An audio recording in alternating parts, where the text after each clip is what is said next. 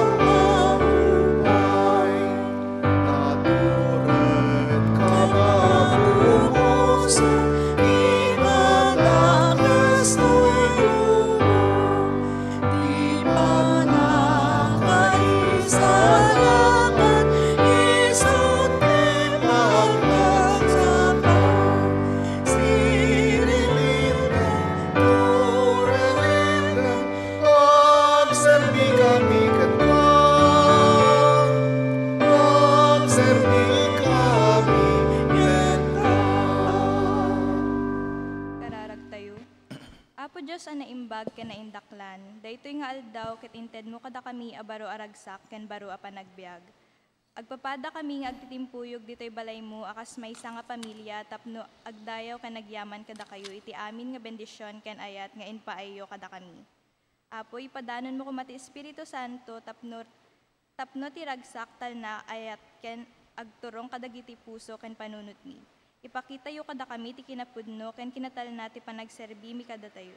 Amin daytoy Apo ket inted mi itinagan ti anak mo ani Jesucristo. A manubot ken manubot mi. Amen.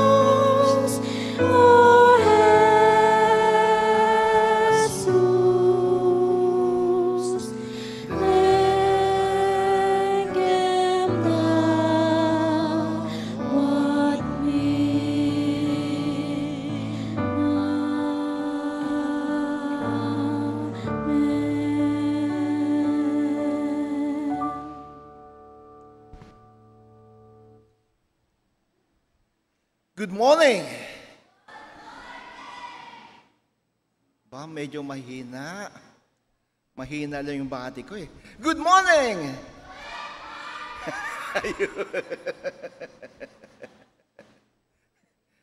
Kapag mahina ang bati ko, mahina din ang bati sa akin eh.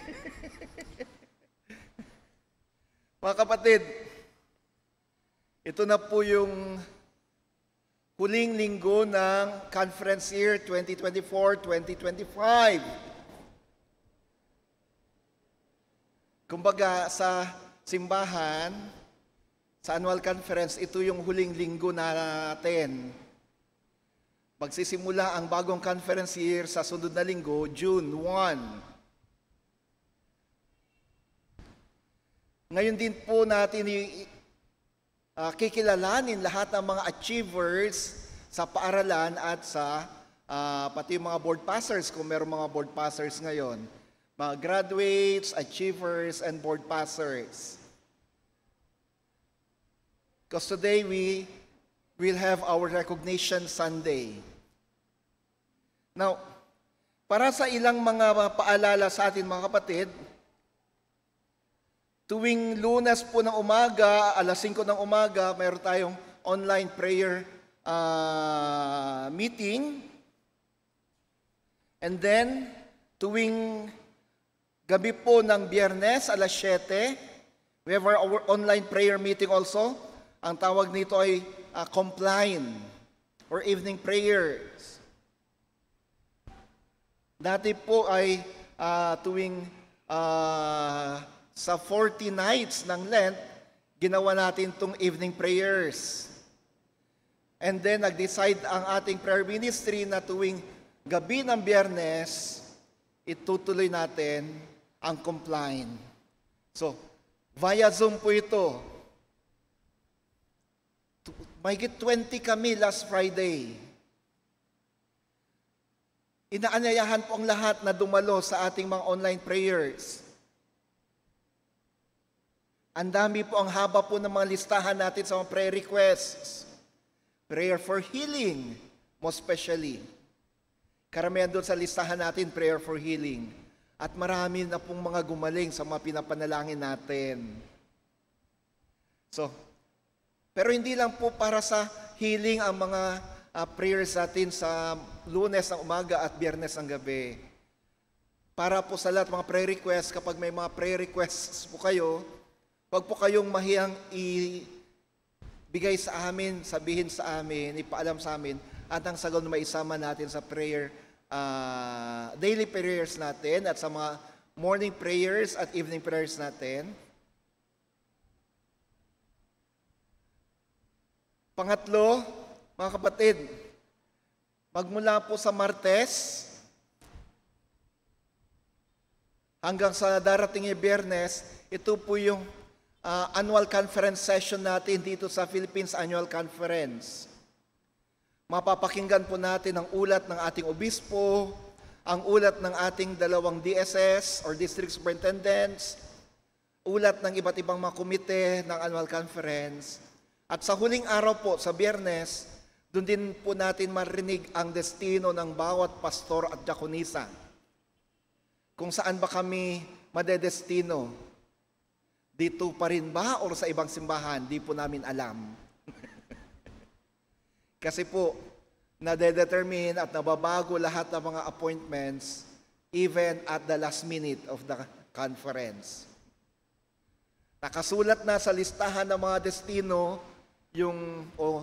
natapos na yung listahan ng destinohan, pero pagdating ng basahan, nababago pa rin.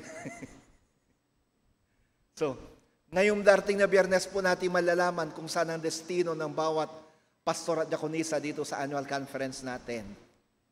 So, isama po natin ito sa ating panalangin.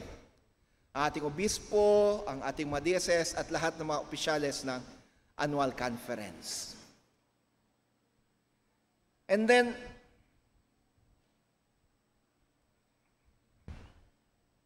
sa June 8 po, second Sunday ng June, ito po yung installation of council officers natin. June 8, installation po natin ito during the Tagalog-English worship service. Kasi nung church conference natin ay nag-elect tayo ng bagong officers at ng ating church conference at ng church council, kaya't ma-install po sila sa June 8. At June 15, Father's Day, sa lahat ng mga worship services natin. At sa hapon naman, ito naman po yung continuing enabling session ng prayer ministry. Sabi po natin noon sa prayer ministry, every other month may enabling session tayo. So we start the annual conference with an enabling session. So darating, ang sunod po ay sa August na.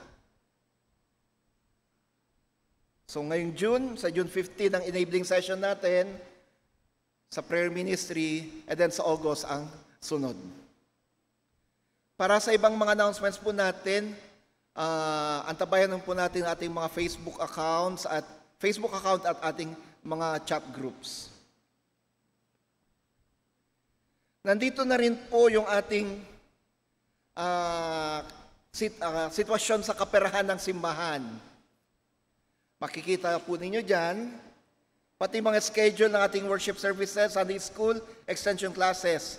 At magsisimula po sa June, i-intensify natin ang ating campaign para sa Rebuilding the Temple Project.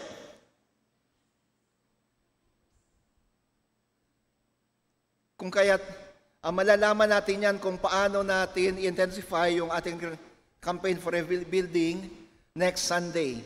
Meron pong magandang activity or gawain para dito. Happy birthday! Sino-sino yung mga nagdiriwan ng karawan sa linggong ito?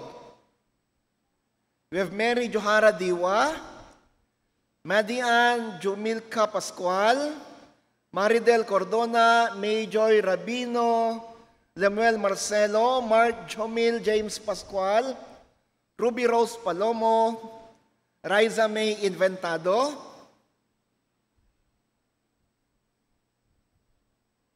meron pa po bang ibang mga birthday celebrators dyan? Mula ngayon hanggang sa darating Sabado? Maliban sa nag-birthday, naging senior citizen kahapon? Ang bagong dating na talagang pulang-pula, naging senior lang, nagpula na. Belated happy birthday, Ate Au. Senior na. Pero, ang mukha hindi senior eh. Mukhang 59 pa lang.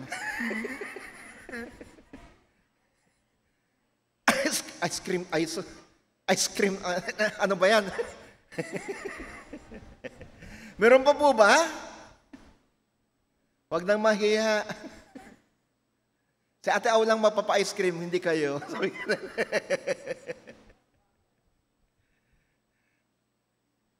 Kung wala, tulad ng sabi ko kanina mga kapatid, ngayon, kikilalanin natin lahat ng mga achievers sa ating simbahan. So, unahin na natin kilalanin sila bago natin ipanalangin, kasama na ng lahat ng mga bata. Or may presentation ba sila, teacher? Wala? Sige. Tinatawagan ko ang ating mga diakonisa para kilalanin natin yung mga achievers natin sa taong ito.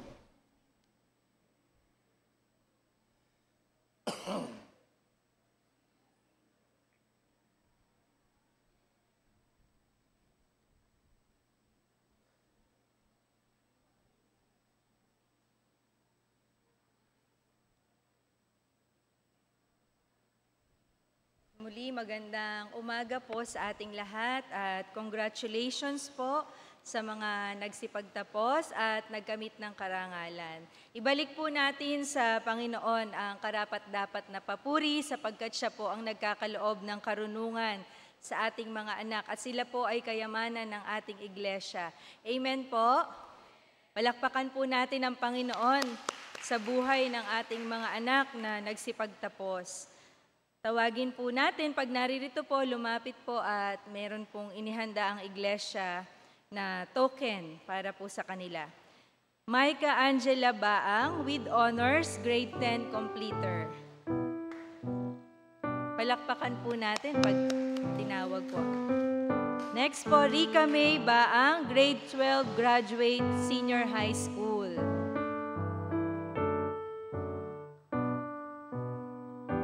Joyce Maret with honors, grade 12 graduate, senior high school.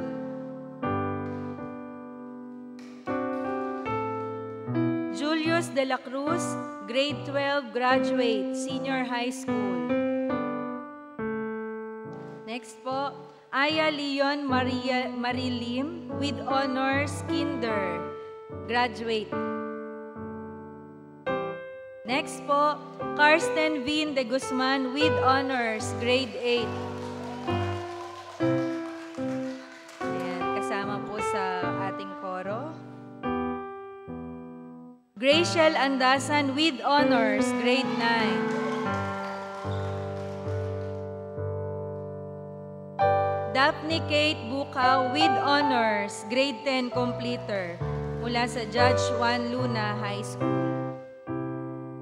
Gian Naliares with honors, grade 10 completer.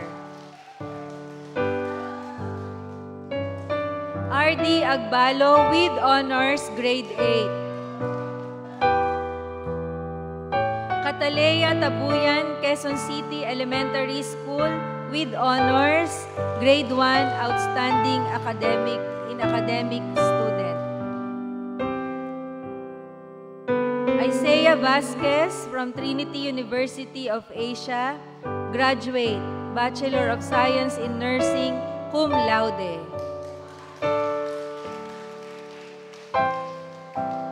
Sofia Sara Alcantara, elementary graduate.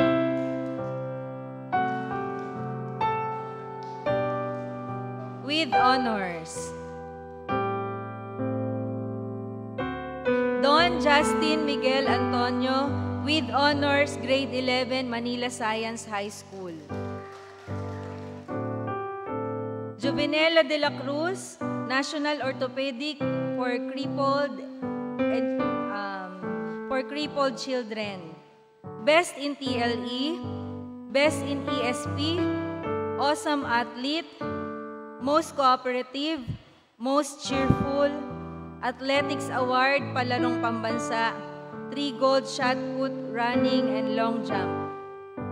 Congratulations po.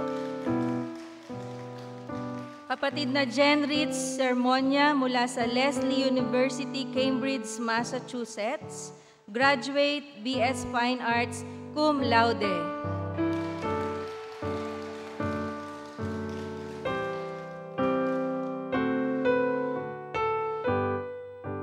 Congratulations po. Denise Claire Bukaw with honors, grade 12 graduate. Alain Prexy Daganyo with honors.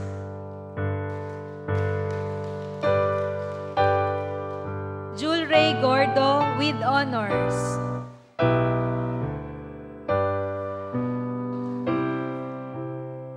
Brianna Nami Ablao, grade 11 from Bulacan Science High School with honors. Kirk Ablao with honors. Klein Bean Ablao with honors mula sa Paradise High School. Mayroon po bang hindi natawag mula sa preschool, elementary at high school na naririto subalit nagkamit ng karangalan o gumraduate o masteral or doctorate degree? Maaari po tayong lumapit dito. Ayan.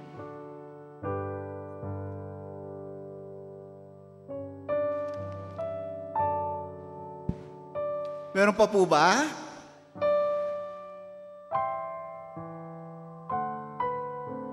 Sige, kung wala na, achievers, pwede po bang dito kayo sa first row ng luhuran lumuhod? Dito sa first row, dito sa harap.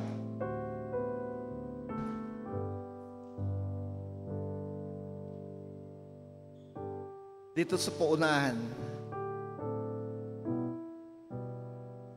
Dito sa anak, sa unahan.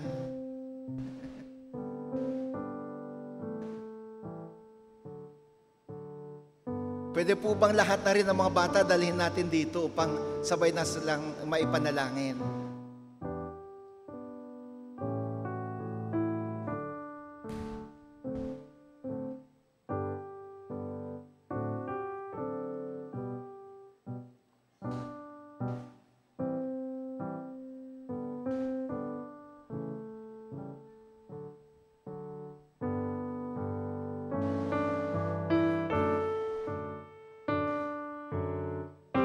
Let us pray. O Diyos na banal, kami po'y nagpapasalamat sa buhay ng bawat achiever at ng bawat bata na narito ngayon. Alam namin na kayo ang siyang naging kasama nila sa kanilang bawat pag-aaral, sa bawat pag-review, pagpasok sa eskwelahan, pati sa mga laro. Dalangin namin ngayon, Panginoon, na sila ay patuloy mong samahan at tulungan. Sa bawat mag-aaral, manguna kayo sa kanila. Kayong siyang lalo pang sumama sa kanila upang sa ganon ay may pakita nila at may bigay nila ang kanilang buong kakayahan. Sa mga achievers, Lord, thank you for their extra effort in excelling in school. At sa bawat mag-aaral, dalangin ko, Panginoon, bigyan niyo sila ng sapat na karunungan, katalinuhan. We may have not achieved titles or awards, pero alam namin na kami inyong patuloy na sasamahan at kami inyong pagtatagumpayin. I-bless mong mga magulang ng mga anak na ito, mga lahat ng mga nag-aalaga sa kanila. Patuloy nyo silang palakasin, Panginoon. Patuloy nyo silang pagpalain. Dalangin ko rin, Panginoon, na nawa ang simbang ito ay maging magandang huwaran at maging responsible nurturers of minds and of character.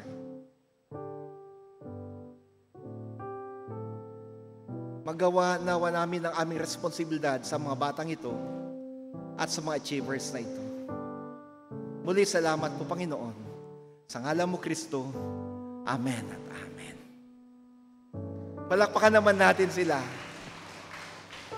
Thank you, and sa mga achievers, congratulations. Ganon din sa mga proud parents and grandparents as well.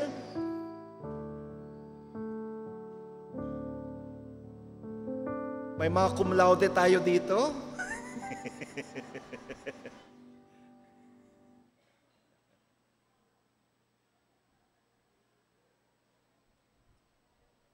Panakaiba sa tinasantuan na surat, tiyo mo na may basa ket masarakan iti Aramid, chapter 16, verses 9 to 15, ket kastoy ti kunana. Iti rabii adda parmata ni Pablo ket nakita na ti maysa a lalaki at taga Macedonia. As itadakder nga agpakpakaasi ken kuana. Umay ka kumaijay Macedonia kunana, tatulungan na kami. Kalpasan ti parmata na, nagrubwat kami adagos a naturog ijay Macedonia. Awan dua-dua mi nga inuwagan na kami ti Diyos amang ikabasa, iti naimbag adamag kadagiti tao sadyay. Nagbarko kami manipod Troas ket nagtarus kami dijay sa Motracia. Iti sumunong aldaw, simanglad kami dijay na Eupolis. Manipod sadyay, imunay kami anapan ni Jay Filipos, may sa syudad iti umuna a distrito iti Macedonia. Ken sakop ti Roma. Nagyan kami iti dayta a syudad ti sumagmamano nga aldaw. iti aldaw a paginana, rimwarkam ti syudad ket napan kami ti igid ti karayan. Iti lugar nga garup mi nga adda pagkararagan. Nagtutugaw kami ket nakisao kami kadagiti babae a nagtatarimpnong sadyay. Mairaman kadagiti nagdengeg kada kami ti maysa nga aglaklako, tinangingina alupot.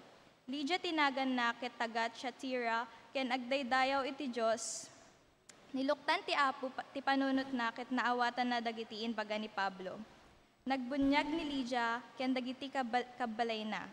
Nalpas na, inawis na kamakunana, nunamnamaen yu amamati asipupudnoy ti Apo, umay kay agdago si Jibalay, ket saan kami ang nakapagkedked. Tisa o ti Apo. Agyaman tayo iti Diyos.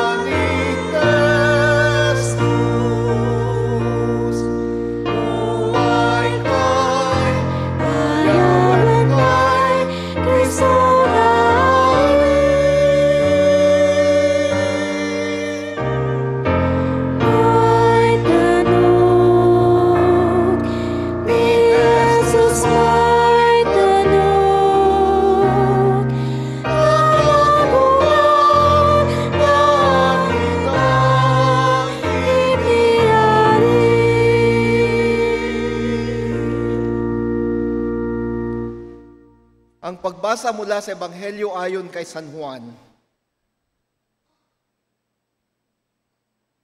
Sinagot siya ni Jesus, susunod sa mga teachings ko ang mga nagmamahal sa akin. Mamahalin sila ng tatay ko, tapos pupunta kami ng tatay ko sa kanila at mamumuhay kami kasama nila. Pero yung mga hindi nagmamahal sa akin, hindi sila sumusunod sa mga teachings ko. Hindi galing sa akin ang mga narinig nyo teachings, pero galing ama ito sa Ama na nagpadala sa akin. Sinasabi ko to habang kasama nyo pa ako. Dadating ang Holy Spirit para tulungan kayo.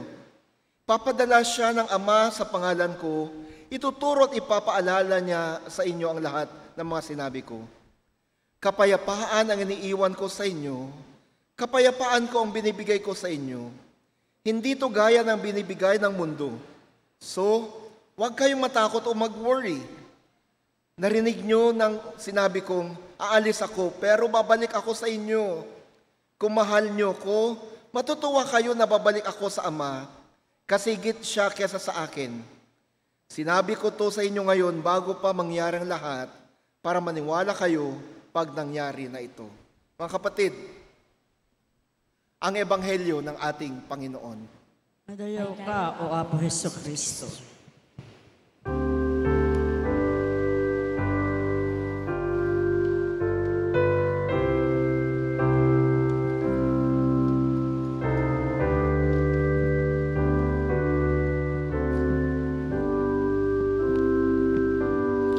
Ni Jesus.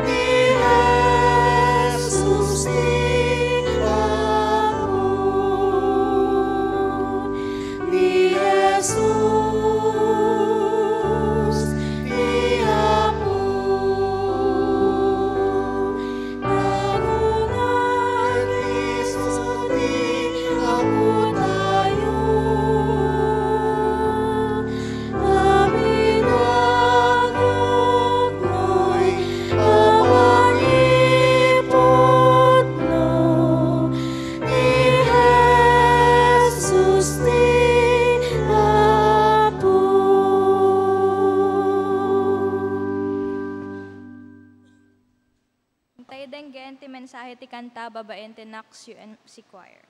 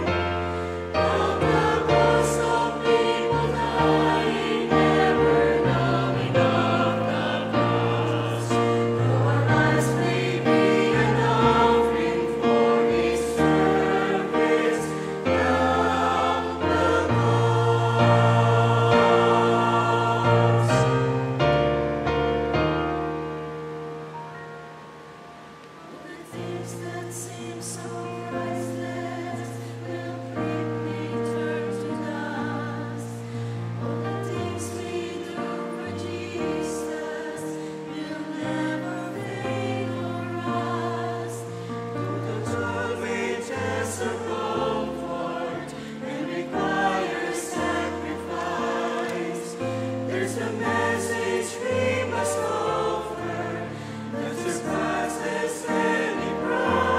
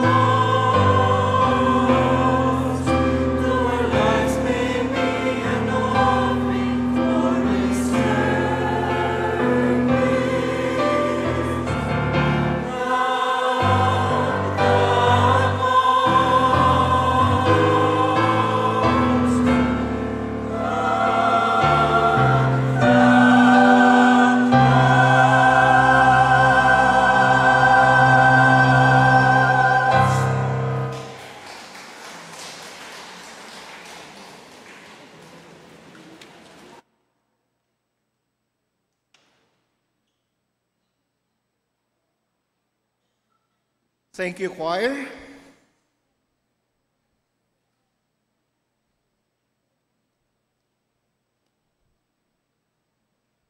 Good morning. Kung atin pong papansinin ng ating Herald, yung cover po nating Knox Herald, laging may short article dyan. Usually 3 to 4 paragraphs yan every Sunday. May title at may text. Actually, yan po ay summary ng Sunday School material na sinusulat ko o sinulat ko na siya natin ginagamit dito sa Knox every Sunday. Nakabase po yan sa ating lectionary gospel readings. Kung kaya't kapag nabasa nyo tong 3 paragraphs na to, you somewhat have a summary of the sermon itself. Kaya lang, kapag summary lang ang maririnig nyo o makikita nyo o nababasa nyo, parang kulang. Ito nga yung medyo quote and quote nagpapahirap din sa akin. Bakit? Kasi tuwing linggo, namumroblema ako, paano ko isasummarize yung 4 to 5 pages na Sunday School material into 3 paragraphs.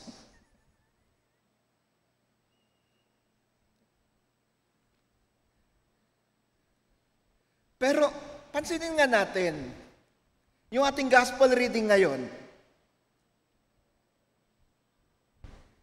sa ating paglalakbay sa buhay, madalas tayong nahaharap sa mga pagsubok na tila ba wala ng katapusan.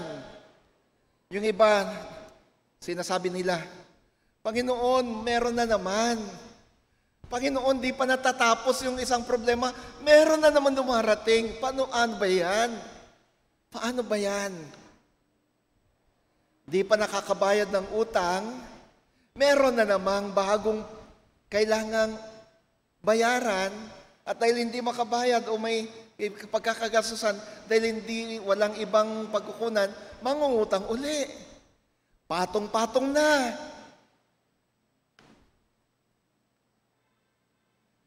Di pa gumagaling yung sakit ng isang miyembro ng pamilya, nagkasakit din yung isa.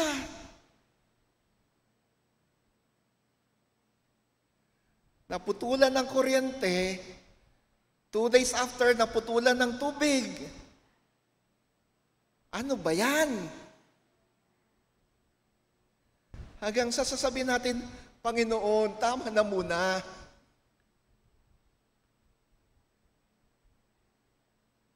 Ito'y mga paghihirap na nagdudulot ng takot, pag-aalala at pag-aalinlangan. Ngunit mga kapatid, sa gitna ng mga ito, may isang mensahe ng pag-asa, isang liwanag na nagmumula sa puso mismo ni Jesus. Sa ating pagbasa sa banal na Ebanghelyo, Juan, Kabanata 14, talata 23-29, John 14:23-29, makikita natin ang huling pananalita ni Jesus sa kanyang malagad. Jesus' last discourse or farewell discourse. Mga huling paalam or kay Rizal, mi ultimo adios. Mga huling habilin sa kanyang mga alagad bago siya umakyat sa langit. Isang bilin na punong-puno ng pagmamahal, katiyakan at kapayapaan. Una, makikita natin sa ating leksyon ang walang hanggang presensya ng Espiritu Santo na pangako ni Jesus at isang tahanan sa puso ng Diyos. Sabi ng isang himno, there is a place of quiet rest near to the heart of God. Diba? There is a place of quiet rest near to the heart of God. Ito yung unang sinasabi ating leksyon. Ipinangako ni Jesus ang walang hanggang presensya ng Diyos sa pamamagitan ng Espiritu Santo. Ibig sabihin, sa puso ni Jesus at sa puso ng Diyos, tayo'y naroon.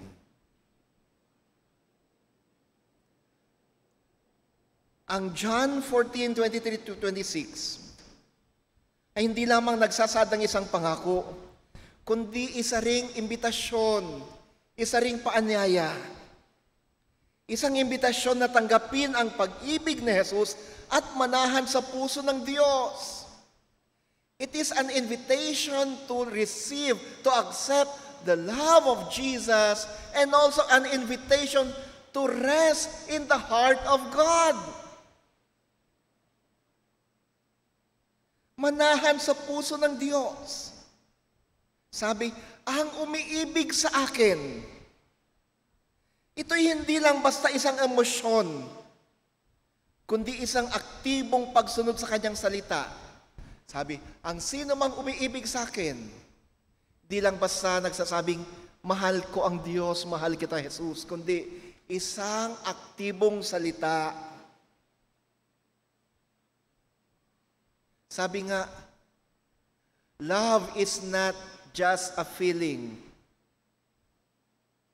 Love actually is not a noun.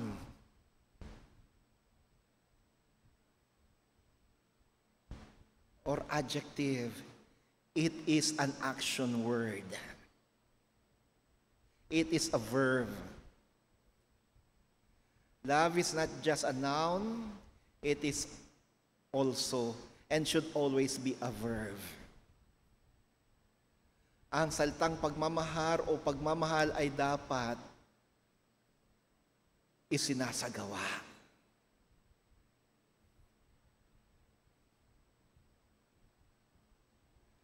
Ang pagsasagawa ng kanyang salita ay hindi lamang pagsunod sa mga utos, kundi ang pagpapahalaga sa kanyang mga turo at ang pagsasabuhay nito sa ating pang-araw-araw na buhay.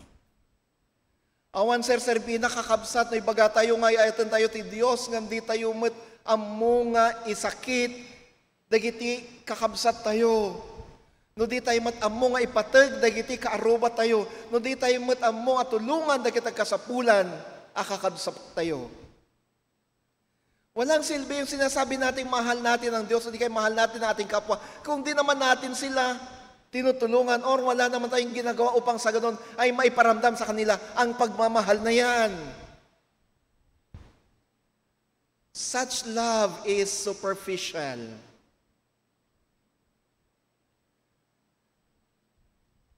Or, kung ayaw nyo sa superficial, mas bababawan ko, artificial.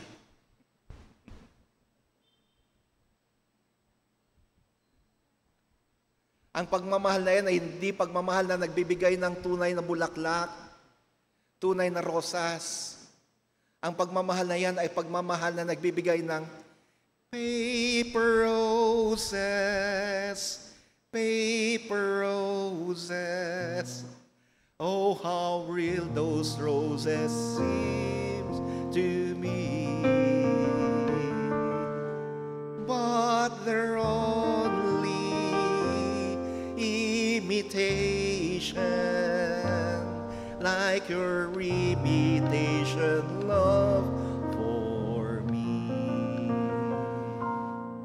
Ang pagmamahal na hindi sinasamahan ng paggawa ay parang isang bulaklak na papel. Walang bango, hindi totoo. Huwad na pag-ibig.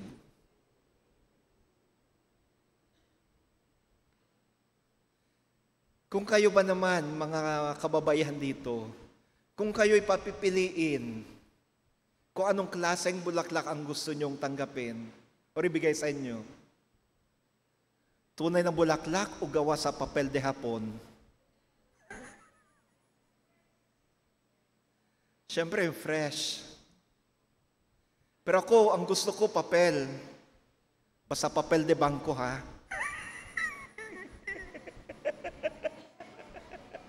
Pwede?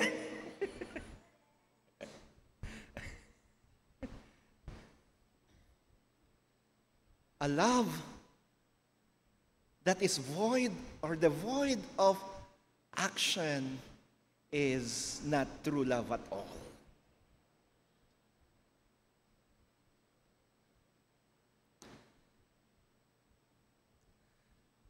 Ang sino mang nagmamahal sa akin, ang sino mang umiibig sa akin, sabi ni Jesus, ay ang siyang gumagawa at sumusunod sa aking mga turo. Isina sa buhay nito, sa kanyang pang-araw-araw na buhay. At ang resulta nito ay ang kagalakan ng Ama, isang kagalakan na hindi natin kayang unawain. At yung sinabi ni Jesus na tayo'y paroroon sa Kanya at gagawa ng ating tahanan sa Kanya, tumutukoy nito o tinutukoy nito ang presensya ng Espiritu Santo. Mga kapatid, ni minsan hindi tayo iniwanan ni Jesus. Sa pamagitan ng Espiritu Santo, si Jesus ay nananatili sa atin. Nagiging bahagi ng ating buhay, nagbibigay ng gabay at lakas. At ito ang ating katiyakan sa gitna ng mga pagsubok. Sa dami ng mga pagsubok sa buhay, sa mga patong-patong na problema sa buhay, sa patong-patong na sakit na nararamdaman, sa patong-patong na kalungkutan na nararamdaman at pinagdadaanan, hindi po tayo nag-iisa. Ang Diyos ay hindi isang malayo at di maaabot na nilalang, kundi isang mapagmahal na Ama na nagnanais na manahan sa ating puso. We are not alone. God is always with us.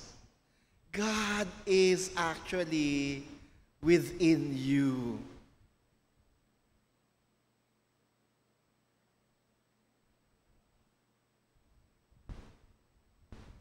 Kasama mo ang Diyos. Kasama mo ang Diyos. Pangalawa, yung ating talata, lalo na sa ika-27 talata, makikita natin dito yung kapayapaan na pinagkakalob ng Diyos sa gitna ng kaguluhan. Isang kapayapaang minsan hindi natin lubusang mauunawaan. O sa Ingles, ito yung peace that passeth all understanding. Ang kapayapaang tinutukoy ni Jesus ay hindi isang simpleng kawalan ng kaguluhan o problema. Ito isang kapayapaan na lumalampas sa ating pangunawa. Isang kapayapaan na nagmumula mismo sa puso ng Diyos. Ito ay isang kapayapaan na nagbibigay ng lakas at katiyakan sa gitna ng mga pagsubok. Isang kapayapaan na nagpapalakas sa atin upang harapin ang anumang hamon na darating sa buhay. Isang kapayapaan na kahit na meron tayong pinagdadaanan, kahit na tayo'y nagdadalamhati dahil sa pagpanaw ng ating mahal sa buhay, kahit na tayo'y mayroong dinaramdam na matinding sakit, kahit na tayo'y nakatanggap ng balita na tayo ay may cancer o di kaya yung ating mahal sa buhay ay may cancer at may taning na sa buhay, pwede pa rin tayong umiti, pwede pa rin tayong tumawa. Hindi yung nagmumukmuk tayo sa sulok na buong maghapon, magdamag, nandun na lang umiiyak. Hindi! Ipinangako ni Jesus ito na dahil ang Diyos ay kasama natin, meron tayong kapayapaan. We can smile, we can laugh in the midst of those trials, in the midst of those troubles, in the midst of those griefs, suffering.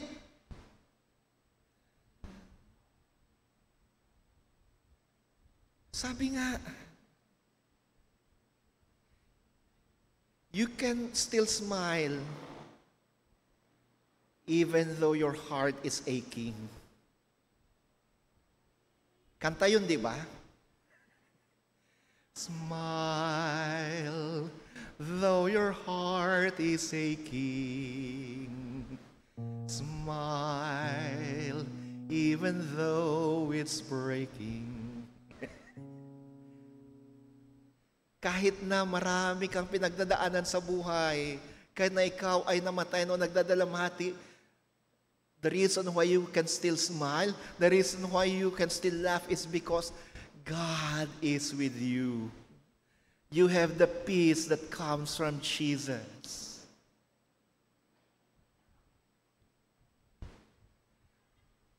Sa mga lamay na pinuntahan namin, for the past 4 weeks, 3 weeks na may lamay tayong pinuntahan. Una, yung lamay ni Dr. Domingo. Pangalawa, yung lamay ni Kuya Ray Asuncion. At pangatlo, yung lamay ni Inang Amor, sermonya. Pero sa mga lamay na ito, may mga umiiyak, yes. May mga tumutulong luha, pero hindi po puro luha at puro iyak.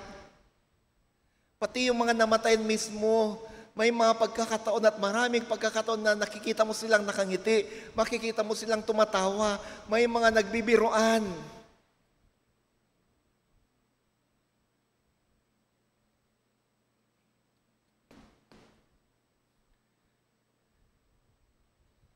Kaya sa mga Kristiyano, mga kapatid, hindi uso mga crying ladies.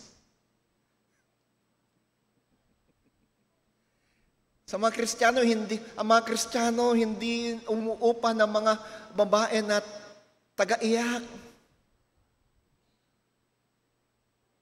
Bakit? Kasi normal lang na umiyak tayo kapag tayo namatayan. However, hindi habang panahon. Hindi 24/7 yung iyak.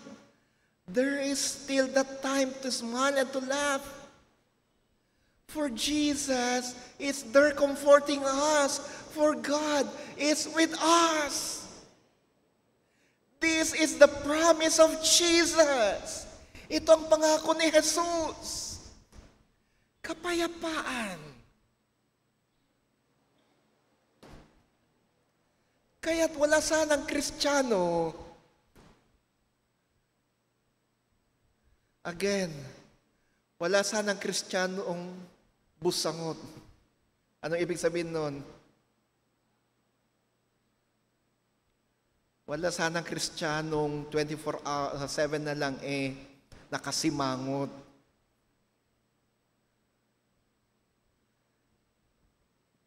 May mga babae ng pangalan Maxima at ang palayaw nila Asimang. Pero may mga kakilala ko na ang palayaw ay Simang pero hindi sila simangot.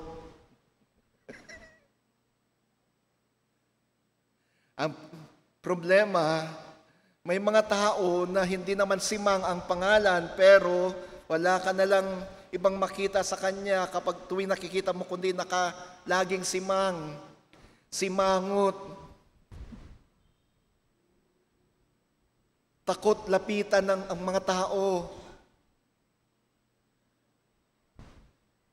Kasi pag lalapitan siya ng mga tao, sisigaw yan. O di kaya, hindi man lang ngumingiti.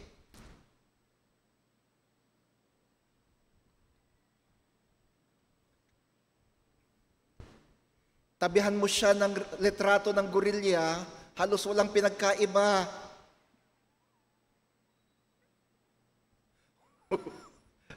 Ba't kayo tumawa?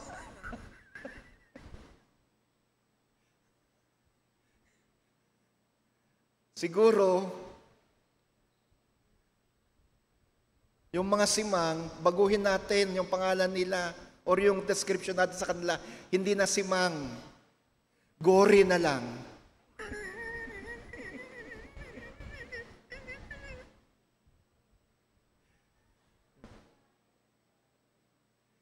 Buti yung mga unggoy at mga chimpanzee ngumingiti, di ba? Pero yung gorilya, parang wala pa akong nakitang gorilyang ngumiti.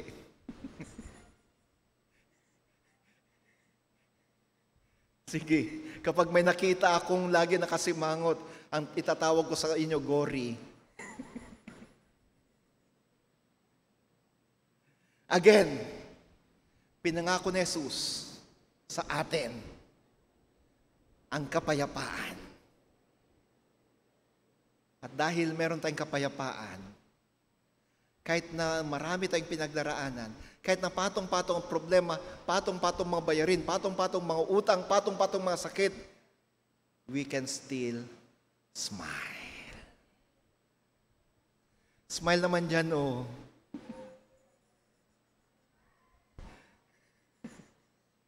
Pangatlo, sa verses 28 and 29,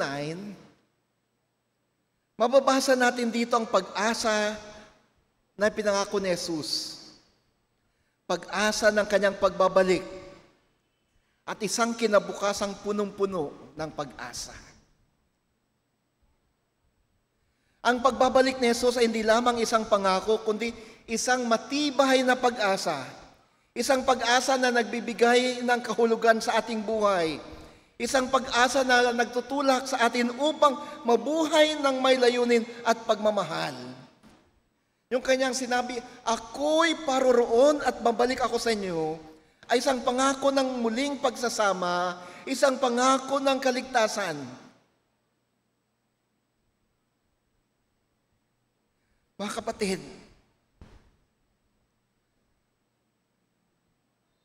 kahit na sinabi natin na hindi tayo ni minsan iniwanan ni Jesus dahil ang kanyang spirito ay nasa sa atin, pero siya rin ay nangako na makikita natin siyang muli. Hindi na lang natin siya mararamdaman, kundi ipinangako niya na darating ang panahon na siya ay makikita nating muli. Mayayakap natin siya. Maakbayan natin siya. Or baliktad, mayayakap niya tayo, maakbayan niya tayo.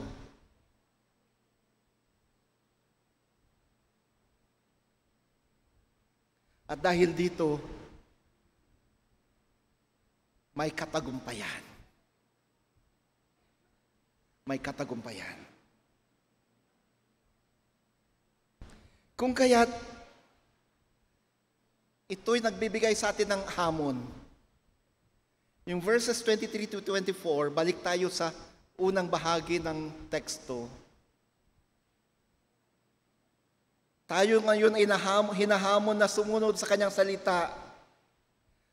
Mamuhay ng isang buhay na nakatuon lamang kay Jesus. Ang pag-ibig kay Jesus ay hindi lamang damdamin, kundi pagkilos. Ang pagsunod sa kanyang salita, hindi lamang salita, kundi isang paraan ng pamumuhay. Ito ang nagpapakita ng ating pananampalataya, ang pagtugon sa kanyang tawag. Sa pamagitan ng pagtugon, pagsunod, mas nakikilala natin siya at mas nararamdaman natin ang kanyang pagmamahal at presensya sa ating buhay. Itong nagpapalakas sa ating pananampalataya at nagbibigay sa atin ng lakas upang harapin ang anumang hamon. Ang pagsunod sa kanyang salita ay hindi isang pasanin. Minsan kasi yung iba, parang ang sumunod sa Diyos ay isang burden. Sa bagay, sabi naman kasi ni Jesus, pasanin ang krus mo at sumunod sa akin. Pero mga kapatid, yes, sinabi ni Jesus, ang sino mang gustong sumunod sa akin, talikuran niyang sarili at pasanin ang krus niya at sumunod sa akin. Yes, pasanin natin ang krus natin, pero sa ating pagpasan, hindi po mabigat yung krus ating papasanin. Bakit? Kasi merong tayong kasama sa pagpapasan nun. Hindi tayo nag-iisa sa ating pagpasan sa bawat krus natin, kundi kasakasama natin si Jesus. Pasan niya ang krus natin.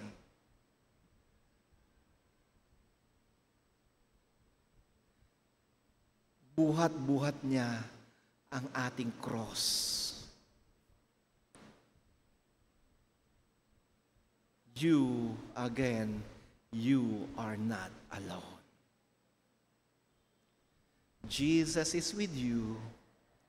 carrying your crosses, carrying your burdens, carrying your sorrows, carrying your pains. Jesus is with you, carrying your grief.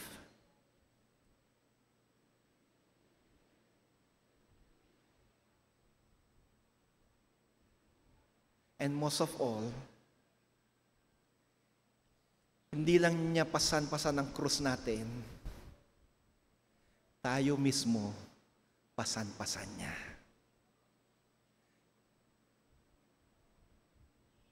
Sabi ng isang kanta, if He carry the weight of the world upon His shoulders, I know, my brother, that He will carry you. If He carry the weight of the world upon His shoulders, I know, my sister, that He will carry you.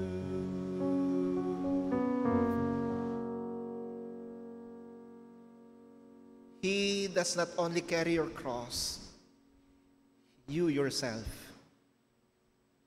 He is carrying you. And so, there is peace, there is joy, there is victory. In the name of God, the Father, the Son, and the Spirit. Amen.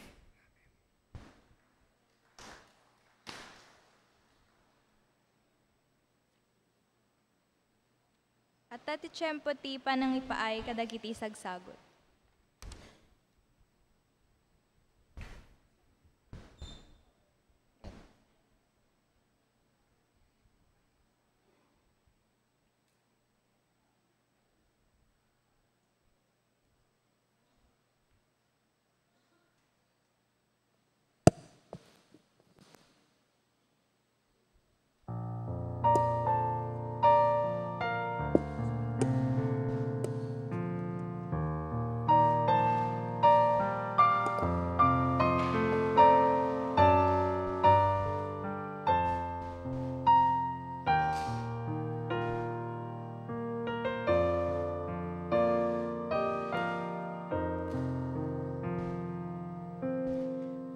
Things work for our good, though sometimes we can't see how they could. Because that make our hearts in two, sometimes bind us to the truth. Our Father knows what's best for us. His ways are not our own. So when your pathway grows deep, And you just can't see Him, remember you're never alone.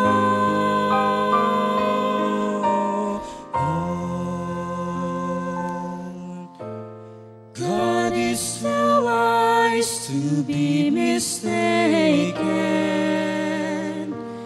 God is too good to be unkind.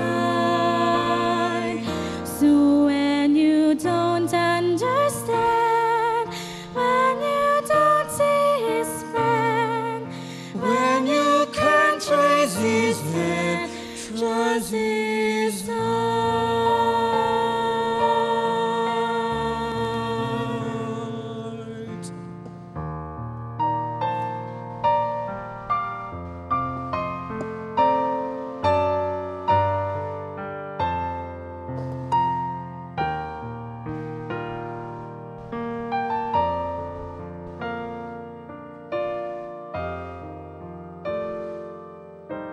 His is the master plan. He holds the future in His hands. So So don't leave us those who have no hope. All our hope Hope is found in Him. We see the present clearly, but His is the first and the last. and like a tapestry He's leaving you and me till someday be just like Him.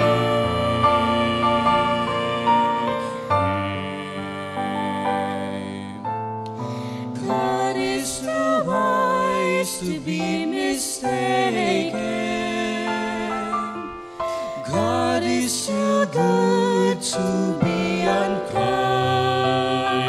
So when you don't understand, when you don't see His plan, when you can't trace His plan, trust His heart. He alone is faithful and He true. alone is true. He alone knows what is best for you. God is best for you. God is so wise to be mistaken. God is too good to be unkind.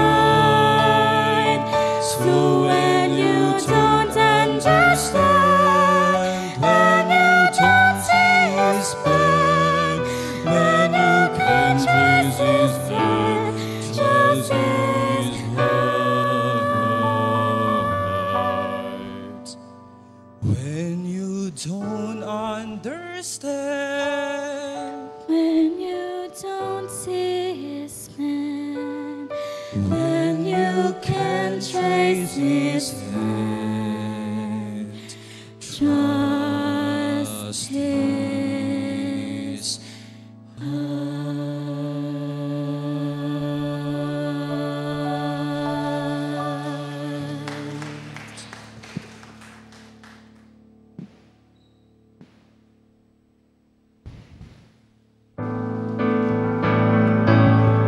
Iti santuario mo po, itagiti datun mi. Itan mi kau Dios, datun apatagdaya. when ipamikat ka, naturapat panagyaman. When ipamikat ka, naturapat laksa. At tuyo apo, dagitoy daton ing kami paidakan ka. Daton na talento, ken daton asanikwa. Mayayo ka kadiw apo kadagitoy daton mi. Bendisyonam dagitoy, aramatam ka dagitoy apo tapno may palpalawa pa iti banghelyom. May tandudo tinagan mo. May palpalawa pa iti pagariam. Magalak ka nawa sa aming handog, Panginoon, handog na awit at handog na mga salapi. Gamitin mo ang mga to upang sa ganon, lalo pang may pahayag ang kadakilaan, may tangal ang iyong ngalan, mapalawak ang iyong paghahari dito sa lupa. Basabasan mga kapatid na nagbigay sa mato, nagsiyandog sa mato, patuloy naman nilang tanggapin ang pagpapala galing sa iyo. Sa ngalan mo, Kristo. Amen.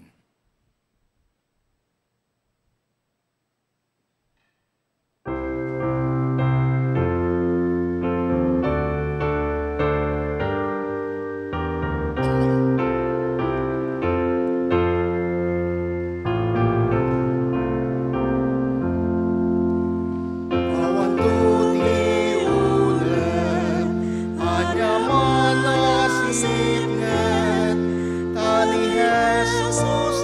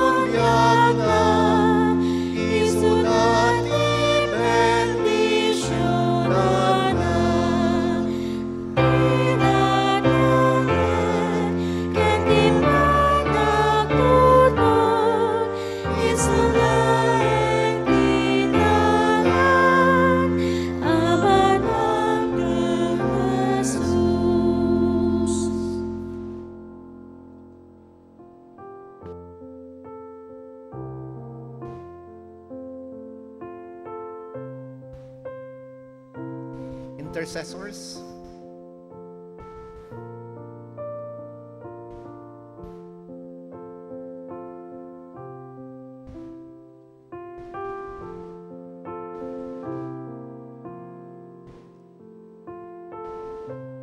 Narito, Panginoon, ang mga intercessors ng Iglesia. As I extend my hands toward them right now, I ask you that you please bless them. Basbasan mo sila, pagpalain sila, Panginoon. Maging blessing nawa sila sa mga kapatid na ito na nakaluhod ngayon. Ang bawat isang kanilang i-anoint, nawa matanggap ang katugunan sa kanilang mga panalangin. Ang bawat isa na kanilang ipapanalangin ngayon, matugunan ang mga kahilingan. Ganon din, paspasan mo mga intercessors na to, pagpalain, tugunin din ka ng mga kahilingan sa iyo. Double anointing, Panginoon, ang pagkalumot sa kanila. Sa ngalan mo, Kristo. Amen. Maraming salamat, O Diyos, Anak, O Dakilang Ama, O Banal na Diwa. Salamat po sapagkat alam namin na kayong siyang kasama namin sa araw-araw. Salamat po sapagkat alam namin na kayong siyang lagi naming gabay. Tumutugon sa aming mga pangangailangan. At ngayon, Panginoon, narito inyong mga anak, nakaluhod sa iyong harapan, kasama ng mga nandun sa kanilang mga upuan, nakayuko, nananalangin. Ganon din, Panginoon, ang mga nasa kanilang mga tahanan. Sama-sama kami ngayong lumalapit sa inyo. O Diyos, batid mong pangangailangan ng bawat isa. Batid mong kahilingan ng bawat isa. Batid mo, Panginoon, ang sakit na nararamdaman din pinagdadaanan ng bawat isa. Mga kapigatian, mga kalungkutan, mga pagdadalamhati. Dalangin ko, Panginoon, ipagkaloob mong kagalingan sa kanila at sa amin. Ipagkaloob mo ang tulong pinansya, katugunan sa problema sa pag-aaral, sa trabaho, sa relasyon. Ipagkaloob mong kapayapaan sa bawat puso ng mga anak mo ngayon. Panginoon, wala po kaming ibang pwedeng lapitan kundi kayo lamang.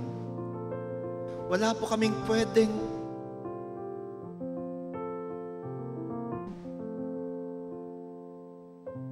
hihingan ng tulong kundi kayo lamang.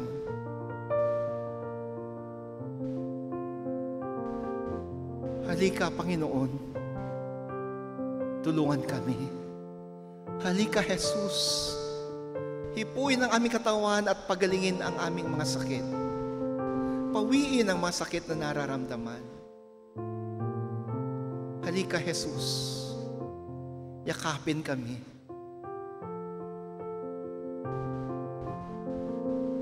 Be a shoulder to cry on, O Jesus.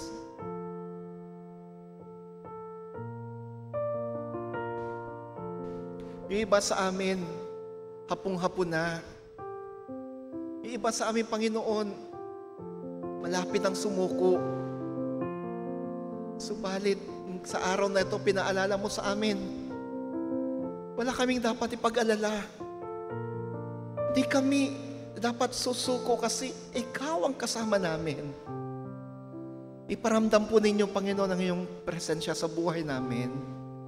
Iparamdam mo, Panginoon, ang iyong presensya sa buhay ng mga kamag-anak at minamahal namin. Iparamdam mo ang iyong pagkalinga, ang iyong tulong sa amin. Panginoon, ipinapanalangin din namin ang aming simbahan, ang Rebuilding the Temple Project, ang kanyang mga misyon, ang kanyang mga ministries. Lord,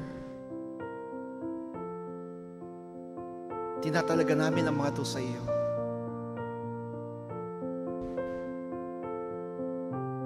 Itinatalaga namin ang Knox United Methodist Church sa iyo.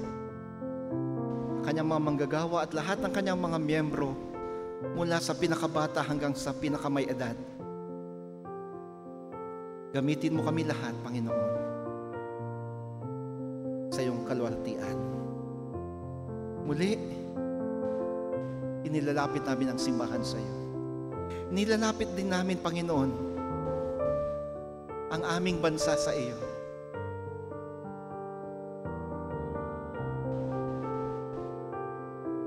Katatapos lang po ng eleksyon, katatapos lang po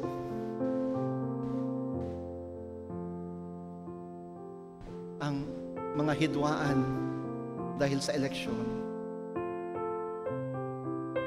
Tulong, Panginoon, pag-isahin kami, pag-isahin ang aming bayan. Tulong, Panginoon, ipagkaloob ang kapayapaan sa aming lipunan. Tulong, Panginoon,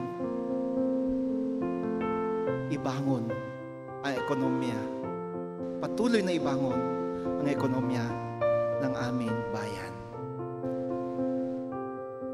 Sa ngalan mo, Kristo, itong aming panalangin. Amen.